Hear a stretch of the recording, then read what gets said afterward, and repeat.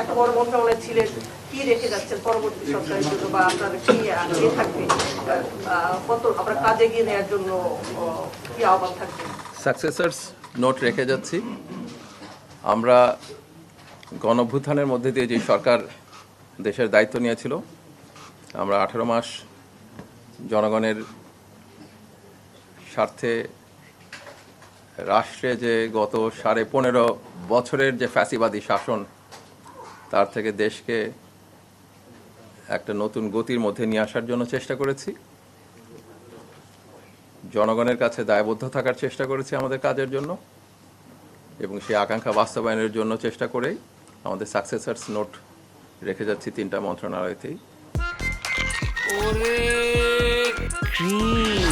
Fantastic ওরে cream biscuit.